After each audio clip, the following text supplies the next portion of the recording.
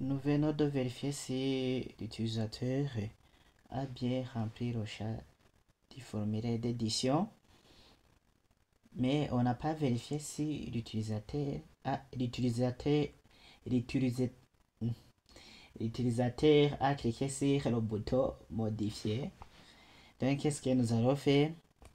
On aura pu tout d'abord ici déclarer si l'utilisateur a bien cliqué sur le bouton d'édition. Donc je dois copier le bouton ici pour modifier. Je crois bien on peut laisser validate, bien mettre modify. Pourquoi ne pas mettre update pour la mise à jour? Update, j'enregistre, je mets update et nous allons vérifier si l'utilisateur a bien cliqué sur le bouton modifier, update, mise à jour. On aura pu commencer à vérifier si l'utilisateur a cliqué sur le bouton update en utilisant la fonction isSet.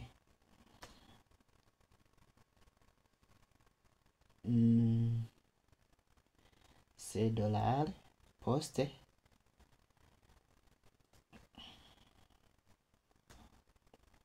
Ici, pourquoi dans l'édition, dans le formulaire d'édition, je mets post? C'est parce que dans le formulaire, attendez,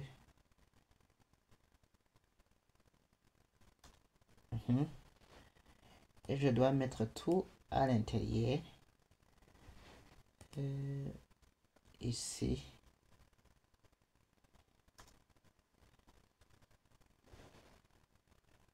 Et oui, maintenant ça va.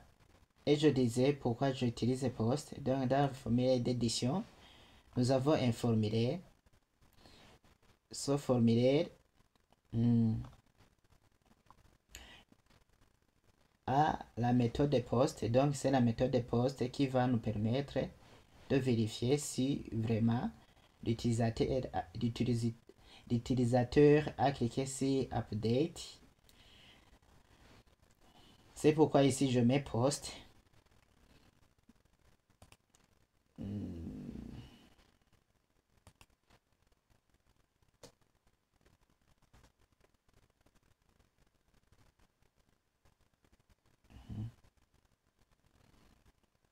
Je vais indenter le code. Maintenant ça va. Donc ici on a vérifié si l'utilisateur a bien rempli le champ no prénom genre, mais email, picture, l'ancien nouveau mot de passe, le nouveau mot de passe et la confirmation du mot de passe. Récupérons alors les données dans des variables que nous allons créer.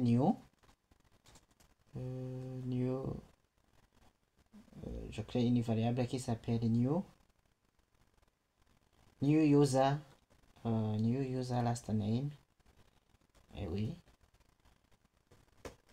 new user last name, et j'utilise toujours HTML spécial char7 pour interdire d'introduire du code de HTML. Et ici je mets celui-ci, je fais copier, coller. C'est la même chose pour le prénom. Donc pas besoin de réécrire, je vais faire coller. Pour le genre, même chose. Et pour l'email, même chose. Sauf que pour la photo, je vais laisser la place de la photo. Nous allons le faire après. et celle de mot de passe. On va refaire après. Et ici, je change. Alors, le first name.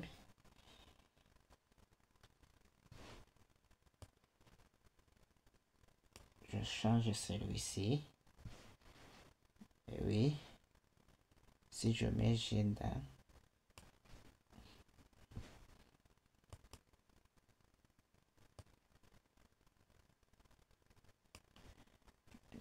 Maintenant, ça va. Email.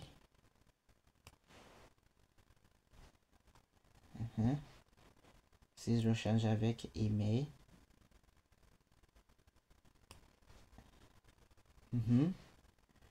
La photo, ce n'est pas même comme cela qu'on va utiliser. Et le password aussi. Souvenez-vous qu'on a changé pour la photo. Et oui, on avait changé. Mais je crois bien qu'on n'utilise pas même le HTML spécial char7. Puisqu'on a déjà utilisé ça dans l'édition. Donc je peux arriver le HTML spécial char7. On va créer une fonction pour la photo.